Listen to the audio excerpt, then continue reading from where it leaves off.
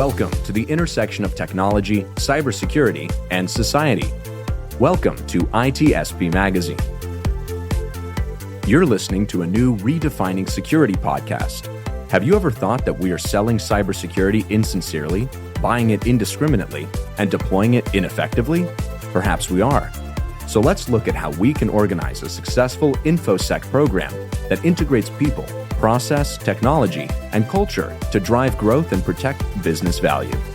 Knowledge is power, now more than ever. HITRUST is a leading data protection standards development and certification organization that strives to safeguard sensitive information and manage information risk for global organizations across all industries and throughout the third-party supply chain. Learn more at hightrustalliance.net. Purpose-built for securing Active Directory, CyberSecurit delivers first-of-its-kind solutions to address the entire lifecycle of a directory attack, finding and fixing security vulnerabilities, intercepting privilege escalation and persistence, and quickly responding to cyber attacks. Learn more at CyberSecurit.com.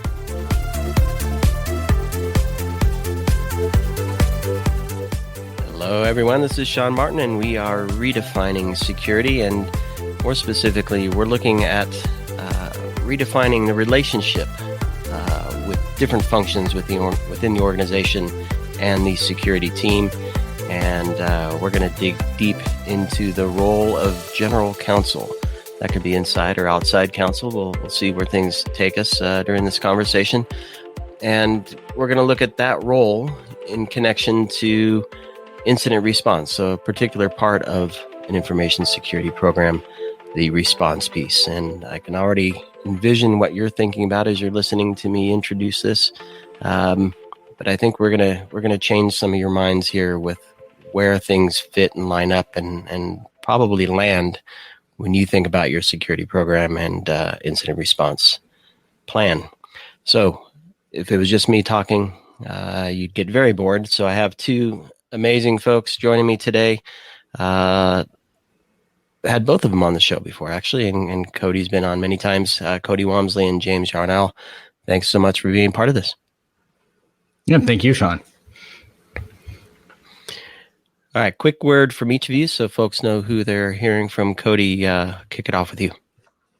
Hello, everyone. My name is Cody Walmsley, and I am an attorney that has been practicing in the cybersecurity and privacy space for probably almost a decade now, at least exclusively. And I was a patent attorney before that. So I've got a lot of good stories, hopefully, that I can share with everybody today.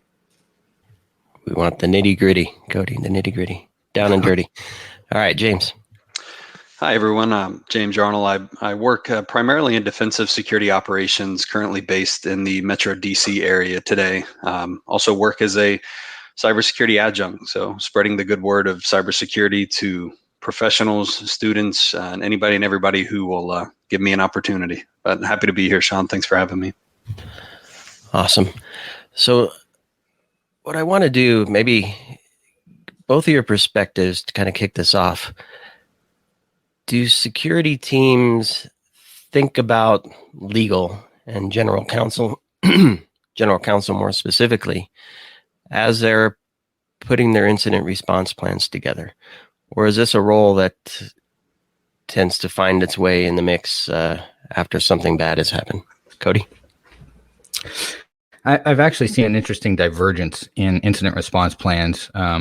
A lot of companies that I've worked with actually have two incident response plans. They have a security incident response plan, and they have a privacy incident response plan.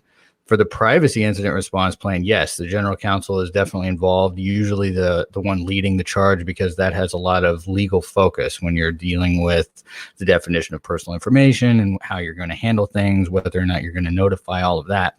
The security incident response plan is usually the plan that has the more technical, tactical sorts of, what do you do with a malware intrusion? What do you do with, ransomware, whatever it is. There's going to be more detailed playbooks in that.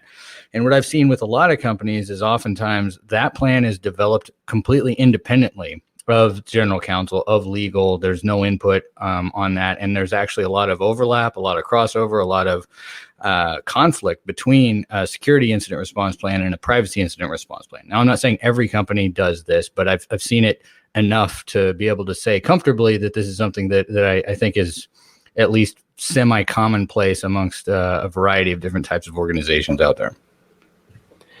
Yeah, and I'm going to stick with you, Cody, for one more second, because I want, and then James, I'll bring it to you. I suspect there's also other incident response plans that are not privacy or IT related. What about physical? Yeah, so there's operational sorts of, they're called different things at different organizations, but things that bring down operations. You might think of it sort of like a business continuity sort of plan. These could also include things like crisis communications, where you've got, something blows up on social media from a PR perspective, or you've got an executive that has said something they shouldn't have said, or who knows? There's a variety of other types of things that might fall into that category, and legal's usually definitely involved in at least part of those plans. But again, like if you're talking about like a physical security incident, maybe not, because those might be part of an incident response plan. Those might fall into a different category.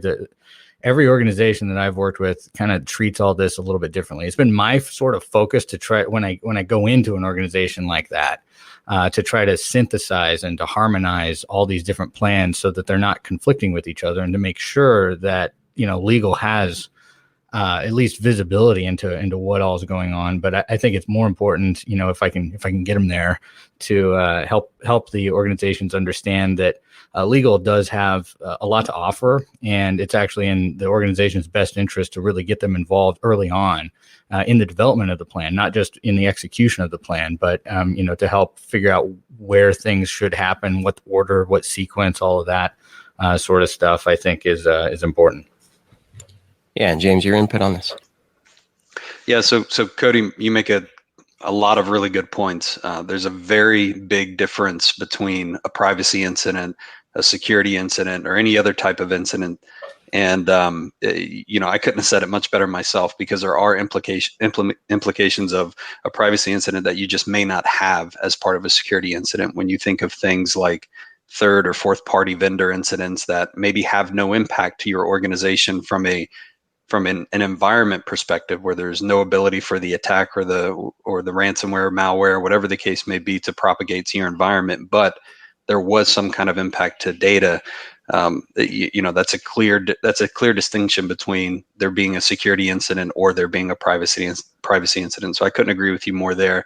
My personal take on involving legal has been to do it early and often. Right? We partner very closely, and most of the organizations I've worked in, with our legal partners, to ensure that they are aware of our processes, we are aware of theirs, and then we have those touch points where need be, if we do find ourselves in a position where we're responding to an incident, or we have some sort of data breach, whether it's an insider threat related data breach where data is being exfiltrated from the environment, or there's an external threat actor attempting to do bad things. So I'm of the mindset that legal is one of the key people you have at the table for a number of different reasons, but primarily just to make sure that we are all on the same page as it relates to next steps and the implications of what is happening to the organization. It's like you said, it's better to bring legal into the fold early versus during or after the fact, when it could be chaos. And I think the best example of why you'd want to bring them in early is to make sure that attorney-client privilege attaches as early as possible. Because I've seen, I don't know how many times, in a lot of different incidents, where you've got the technical team, scrambling to figure out what's going on, and they may even be getting towards root cause. And maybe it was like something as simple as a patch management failure, where they didn't apply a patch when they were supposed to, and then all of a sudden you've got an email chain where they're like, oh, Bill, he was supposed to apply that patch. I told him to do it 3 months ago and he didn't do it. Well, now you got it in writing and it's not privileged. And so that's something that's discoverable in the event of a lawsuit or some sort of investigation that might come down the road. And so that's why we've always advocated to bring lawyers in as early as possible to try to get attorney-client privilege attached, so that in the event you're talking about things like what happened, who's at fault, these kinds of things that might slip out, you at least have an argument that that's not something that should be discoverable in resulting litigation. So talk to me a bit about this idea, because an incident, in my mind, is the realization of risk, right? So something weak was exploited, or something bad that could have happened. Is it just the plan for the response that GC is involved in, or do they actually get involved in some of the risk analysis and risk planning and some of the business continuity plans as well, kind of leading up to protecting against or preventing the incident from occurring in the first place? James? Well, I think, what we've seen lately, especially with the recent executive order from the White House and just how much attention a lot of things, more specifically ransomware, has gotten in people's minds lately, it's important to not just engage legal or whatever business unit it may be when you have an incident, but to walk through the paces with them, right? To establish that level of understanding on both sides, right? It works well for me to understand what our limitations or expectations are from a legal perspective, just as it helps our legal partners understand, the ins and outs or intricacies of an incident, because it changes, it varies from incident to incident. So having that level of understanding on both sides, and both preparing for and responding to malicious activity is tough to quantify, right? Like it's I personally make sure my teams have regular touch points with all of our stakeholders who are involved in our processes, and legal's a big part of that, because there's other things you have to think about outside of the legal specific pieces, right? When you talk about engaging external law enforcement, how do you do that? How do you ensure that you're following the appropriate guidelines set forth? And it varies depending on what kind of organization you are. But I've been around the block a few times, and I can tell you it's never a bad time to have legal part of those conversations and part of that process. If you do have to engage law enforcement, if you do have to engage a third party incident response vendor or some other kind of organization externally. So there's really no bad time to do it, but I stress the importance of regular touch points and walking through documentation to ensure everybody's on the same page as it relates to roles and responsibilities, both prior, during, and after an incident. Cody, many times when I'm talking to CISOs and we're looking at the landscape of information security at a broader scale, I continue to see a challenge in connecting the dots between the technical elements of a security program to the value of IT operations for the business, right? So CISO speaking in business, being a student of the business, if you will. And parallel to that, I've had personal experiences and I've heard many stories of legal not really understanding the business and how things work in certain ways. And there might be language and clauses and other things placed in these documents, whether it's an agreement or a contract or whatever it is you're putting together, that don't necessarily make sense in the context of what you're trying to accomplish. So long question, how do we get legal on the same page of the security team, but also while struggling with how do we get the security team in line with what really matters for the business? So there's kind of a weird mix there. Well, at the end of the day, and maybe this is the best place to start, the business is in the business of making money. The business that you're supporting has an essential service or product that it's providing and an essential revenue stream. And that's what you're ultimately there to protect, right?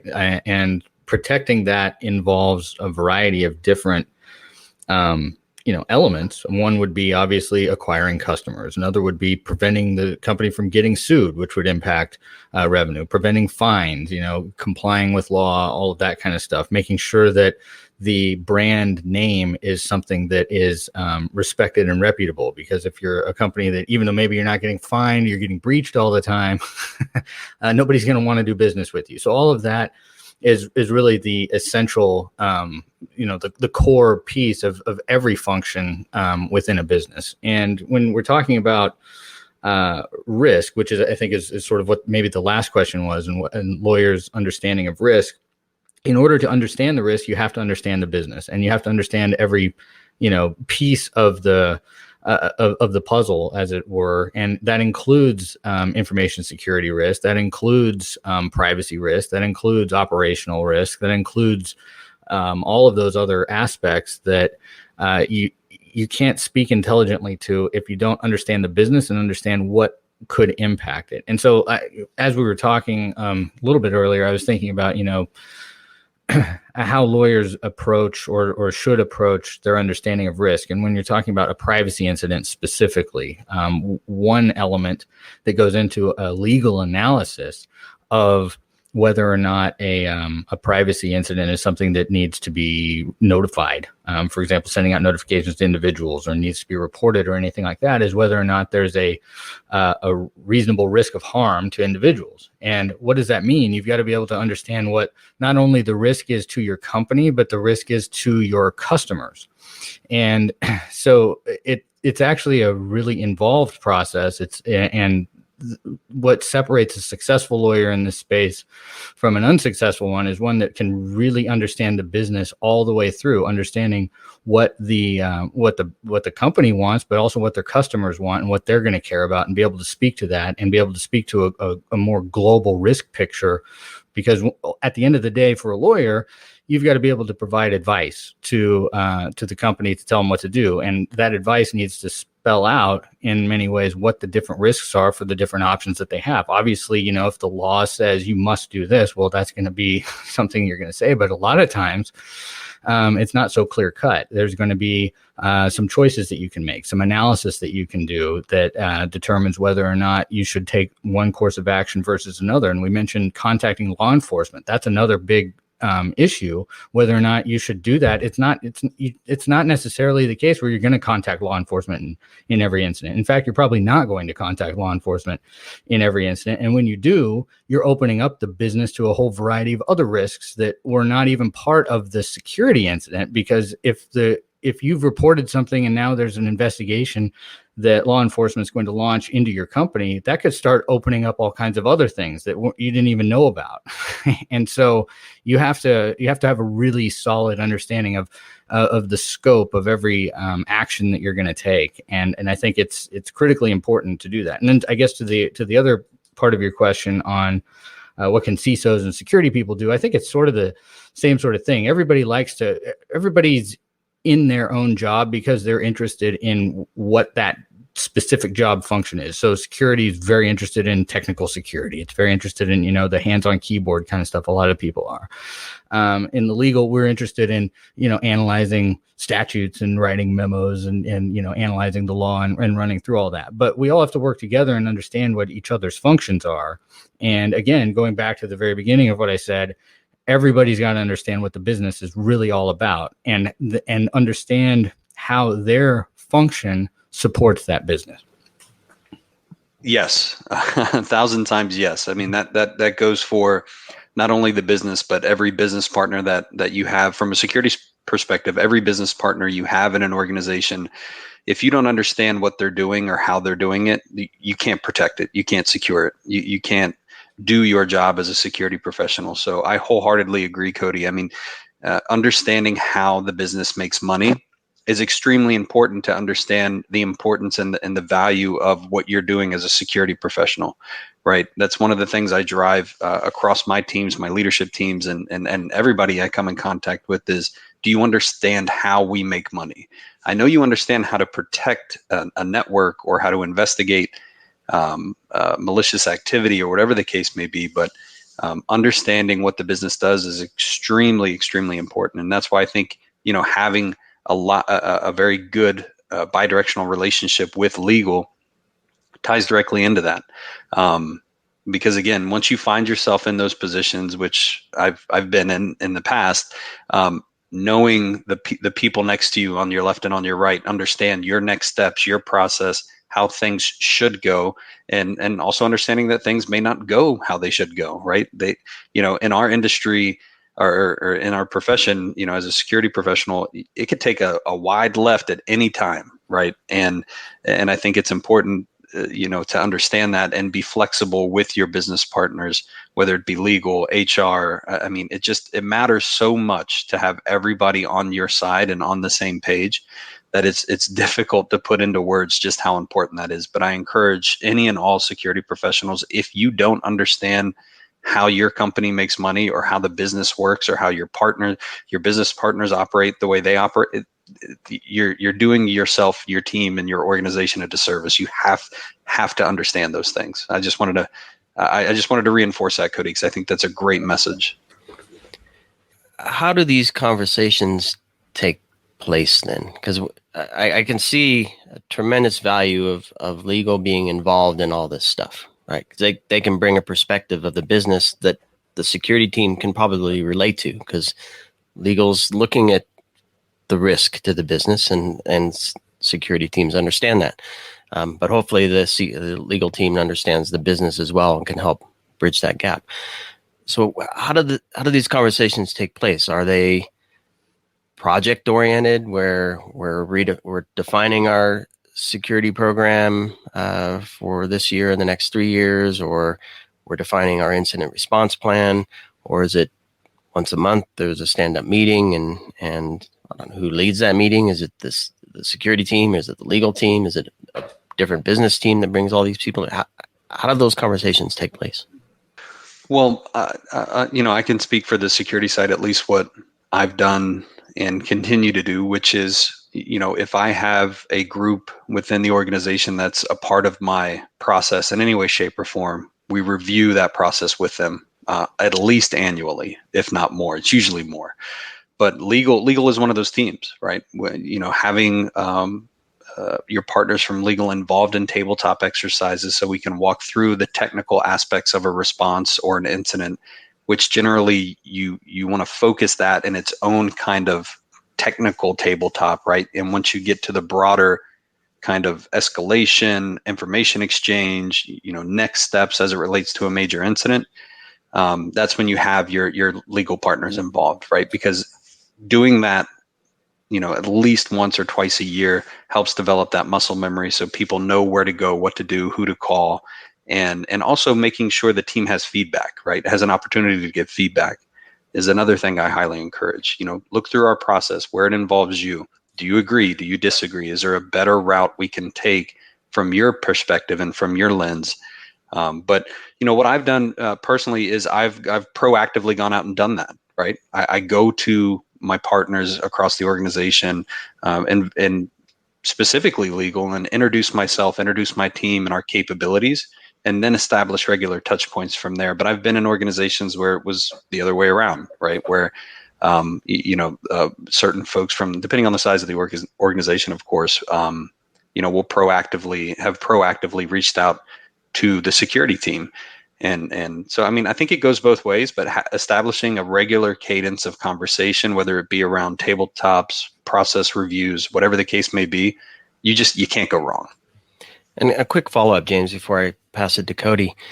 Do you find there's an opportunity for legal to be a champion for information security? So as they're engaging with other departments, they can help bring some of the knowledge they have from your team and spread it. Okay, there's this business unit, there's this function. Here's the risk they're introducing to the business from an IT perspective. We know this from the security team as the plan we want to take forth to kind of mitigate some of those risks. They can help champion some of those things. Do you see some of that? Oh, absolutely. Absolutely. And it starts with ensuring your partners, your legal partners are equipped with that information to have those conversations, right?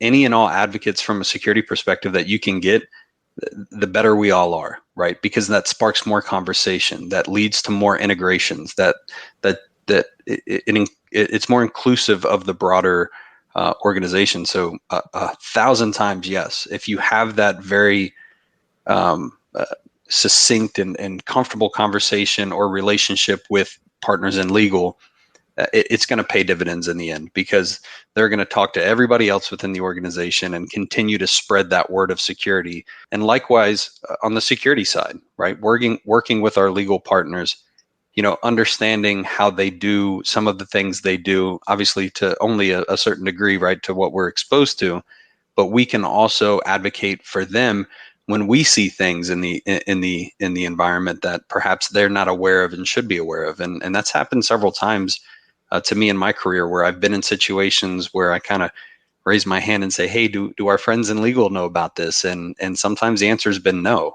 And so that's where I've had opportunities to kind of speak up and get them included.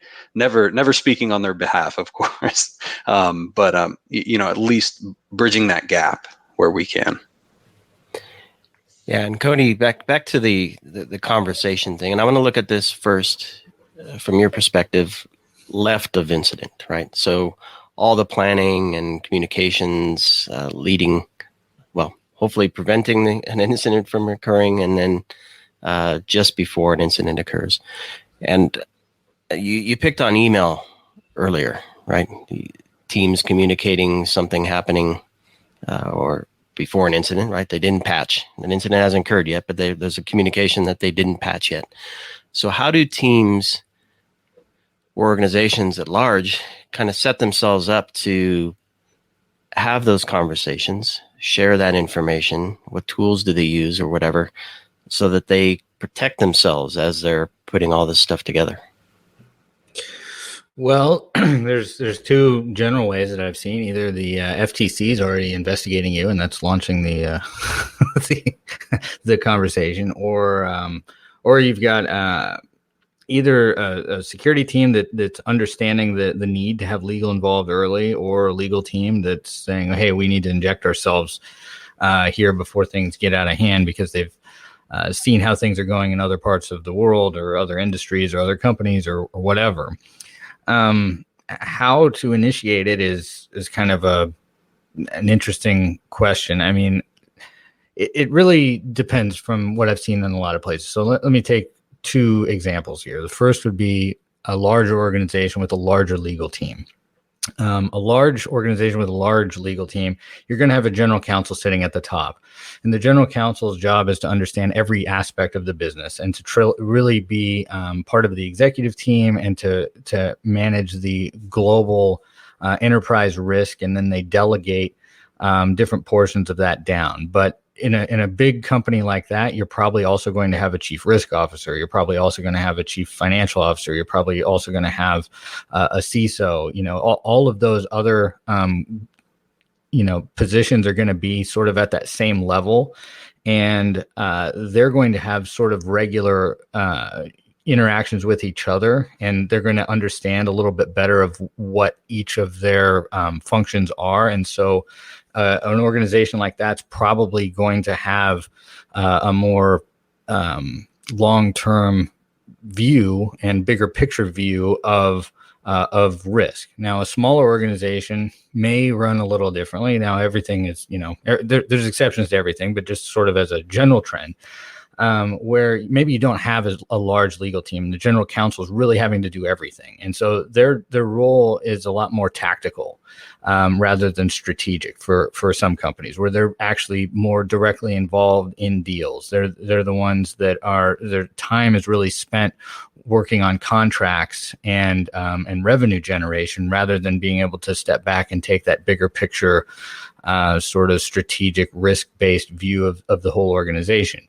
And those types of companies may not have a chief risk officer. They may not have a CFO. They may not have people at that high level whose job it is to look at the overall picture. Aside from the CEO, there may not be anybody who's really looking at the entire organization. Maybe not. I don't know. This is something that I've seen where it's a lot more siloed in that aspect. And then in those circumstances, whoever it is, be it because you may not even have a security team, then it may just be an IT function, but somebody's got to sort of take ownership and step up, and step above their pay grade, step above what their immediate tasks are, and say, no, we need to step back and look at this. So like James was saying, has legal even seen this? The answer to a lot of those may be no, because in companies like that, and in larger companies, because I've seen it doesn't really matter the size of the company, but it's sort of a cultural sort of thing. In a lot of places, the roles are so siloed that they wouldn't have even thought to bring in legal, or legal wouldn't have even thought to reach out to security and that sort of thing. And so I think it's incumbent upon everybody who's touching information security risk, and that would be legal, that would be security, that would be risk, that would be finance, that would be marketing, that would be sales. All of those functions really are touching on it, and they may not realize it, but it's important for all of them to sort of have an opportunity to step back and realize not only where they fit, but what the other functions are doing, so that they can work together and better see how each of them play a part in information security. Yeah, and James, do you find that organizations set up special places for this information to be exchanged? Is there a legal platform that certain things land in, or is legal just invited into the other platforms that they use? Are they using SharePoint, Slack? I don't necessarily care about the names of the technologies, or is it all just still through email? And is there a problem with that? I will always say, there's a problem with managing anything through email. That is less than ideal in 99% of situations, but I've seen it a couple of different ways. A shared repository for documentation, whether it be through something like SharePoint or OneDrive or whatever the platform that the organization is using, but having some ability to securely share documentation. Absolutely. I've seen things from separate, group messaging channels, again, depending on the technology using, Slack, HipChat, Teams, whatever the case may be. So there's an opportunity to create dedicated and kind of limited in audience communication channels between the two parties. But unfortunately, a lot of it does take place over email. But that gives you an opportunity to kind of establish, the best path afterwards, right? Because unfortunately, most of the way we communicate in the business world is email, right? But having the ability to securely share information is easy, quite frankly, and completely dependent on your platform. But that's what I've seen be successful. I'm a big fan of kind of the real-time communication or near real-time communication. So establishing secured communication channels through whatever collaboration and communication platform your organization is using. Because sometimes, it's a quick 2-minute conversation. Sometimes it's a several-hour meeting, right? And especially in the world we find ourselves in today, which is rapidly changing back to what we used to know. That ability to communicate virtually through some kind of platform like that is of utmost importance. But I've seen it work. It works very well, actually. And I do it with a lot of organizations, not just legal, but a secure platform that everybody can access and you can restrict based on role or some other parameter is usually the easiest way. The thing I'll say on those secure document sharing platforms is invariably what I've seen is somebody that needs access doesn't have access, and it takes time to provision an account for them. And so what are you going to do? You're going to email the document. And so you've kind of defeated the point of the platform. I've seen that way too many times. But yeah, I think ideally that would be great. The one other aspect that I'll say, and in my experience, good lawyers or experienced lawyers prefer the phone over anything else. so that it's not in writing. We don't, it might sound ironic that lawyers don't actually want stuff in writing. Even though we write all the time, we'd actually prefer to have communications not be memorialized most of the time. And I think that, maybe security teams, maybe a lot of these technical teams where they're just so used to doing everything on the computer, if they step back and pick up the phone, that would create a lot lighter weight record that would make the lawyers happy in the end. But anyway, well, talk to me as we wrap here. Getting close to the end. An incident happens, right? So now we're in the midst of it. We're in the throes of a response. What's your advice for the GC security relationship there, Cody? Is it all phone? Is it dedicated lines for that stuff? Because I know years ago we've worked on some of this stuff in the past where you want certain people involved, you want others not involved, you want that communication protected, maybe memorialized, maybe not. So how do organizations prepare for that in terms of an operating environment that supports those requirements? Well, I mean, you're not going to be able to avoid putting everything in writing. I mean, usually, most of the incidents that I've seen probably come in through some sort of support ticket or something like that. And it might be through some IT ticket or somebody noticed something and there's just like a general way to report some anomalous behavior or something within an organization. And so there's going to be at least that initial communication, which is not coming from somebody in legal. It's not coming from necessarily even somebody in security. It might be coming from a help desk, IT sort of person, something like that. And especially in huge organizations, there's an established process in place for intake of that. But once you've got at least the initial understanding of what it is, there's a triage step that sort of needs to happen. And rather than running through, the constant back and forth and writing notes into a ticketing system and all that sort of thing, somebody should take, maybe if it's looking like an incident, at least from my own experience, picking up the phone to at least whoever it is that you're intending to escalate it to. I mean, in a big organization, you're not going to be calling legal immediately because legal's not going to be able to handle every single incident that's coming in there. We got other stuff that we got to do. But I'm sure that, that there would be people that would have the ability to at least triage it and recognize whether or not this is something that could turn into something. And there needs to be a level of training, at that initial review step to make that determination before you start creating a big record and making a big mess. I mean, there's a lot of incidents out there that never turn into anything and never are going to turn into anything from a legal perspective. Go ahead, on those sorts of things, just handle it as best that you can. But when there's a potential risk, in my experience, it's always better to pause, just to pause for a second rather than running around with our hair on fire and figure out what's really happened, what the real risk is, and do that. Because the worst thing that you can do, and I've seen it time and time again, is somebody flips out and has no idea what has happened. Their mind goes to the worst case scenario and they send out a notification to the customers or they send out or they call law enforcement or something like that. And so all of a sudden, something that probably was a 1 or a 2 out of 10 on severity jumps to a 10 because now you've got external parties that know about it and they never needed to because it really wasn't that big of a deal. But somebody who just wasn't trained in how to handle this calmly has blown it way out of proportion. And now we've got a big mess to try to walk that back. And it's a lot harder for a company to try to say, oh, well, we didn't really need to tell you about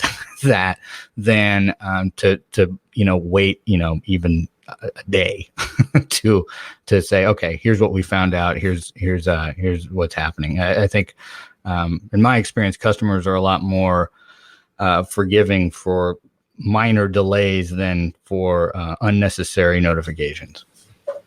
Yeah, sounds like good advice for the security team to partner with the legal. And James, as a wrap here, I want to give you the final word. Some advice or an experience you had working with general counsel or the legal team that you could say, if you do this, we're going to have a great partnership, a great relationship? What would that be?